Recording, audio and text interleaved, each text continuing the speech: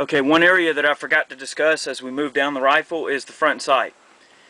On this 9130, as you can see, there's a globe over the front sight post. So generally, the condition of these is pretty decent, just because you do have that globe protecting the front sight. You want to make sure that the actual assembly itself is firmly attached. It's not loose, breaking off, cracked, ding, dent. You want to make sure that the front sight post is not straight, or is straight, not crooked, bent, anything like that.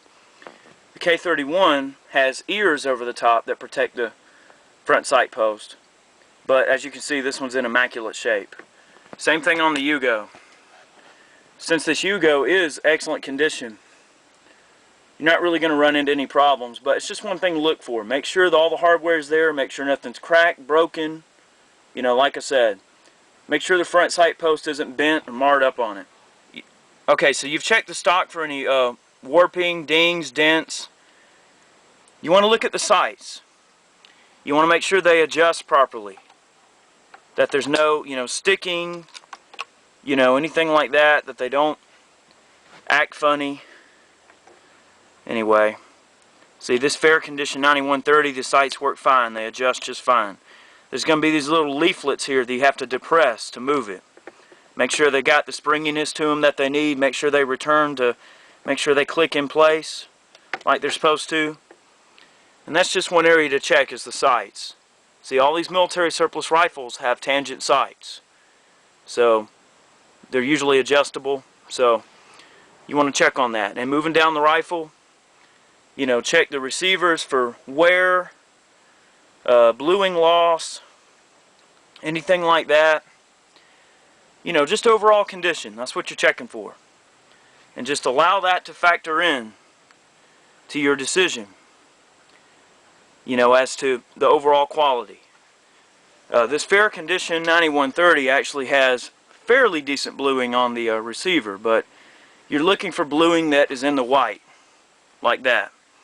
See how it's rusting? If a military surplus rifle has a receiver that's in the white that looks like that, then you need to limit your amount you're willing to pay for it. So always check all the other hardware on the rifle. Here's another perfect example of the correlation between fair, good to very good, and then excellent to unissued. The fair rifle has, again, a ton of stock wear, stock repairs. The K31 has a pretty good bit of wear on it. The Yugo, practically brand new condition. You want to check the butt plates. Check them for rust, force matching, any kind of factor that you could discover that would, in your mind, make the rifle worth less money. If it's all rusty and nasty, then that might give you an indication of how the rifle was stored. If Joe Blow didn't keep his rifle clean, didn't keep it safe, he might have thrown it in a closet somewhere and let it rust up. Or Joe Blow could have dug it out of an old farmhouse or something, and the butt plate of that rifle might have been sitting down in some damp conditions for years. So the cleaner the butt plate is, that should give you a pretty dang good idea how well the rifle was kept.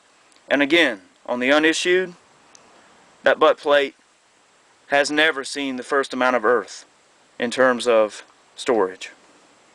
So this ought to give you a pretty dang good idea of how to shop for a military surplus rifle. I will make a separate video on how to initially clean up your investment and check it for safety and all that. But this is just kind of a primer, give you an idea of what to look for, so hopefully you might be just a little bit better informed than you were before you watched this. I discussed some of the cosmetic sort of features you want to look for on a military surplus rifle, but you've also got the sort of thing you need to do in terms of functions testing. You want to make sure everything on the rifle works, and again, you want to consult the shop owner, individual, whoever, to make sure they don't mind. That's just a courteous, professional thing to do. And you need to just say, hey, do you mind if I test the function of this weapon to make sure it functions good? And of course they're going to say, sure, go ahead. So in this case, most bolt action rifles, make sure it locks up in the battery nice and tight.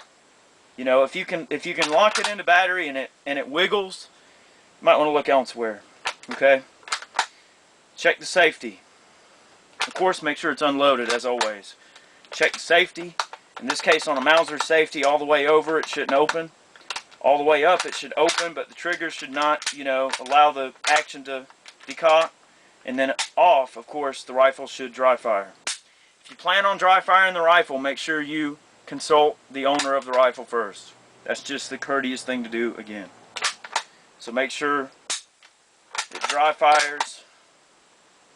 You know, if they have a squib or a dummy cartridge laying around, action-proofing cartridge, you might want to request that. Again, ask them if you can do it, but take the bolt out. On any of these military surplus rifle bolts, you want to check for any kind of cracks, any kind of structural integrity that may be compromised on them. Again, as you buy more of these, you're going to get sort of a trained eye on what to look for.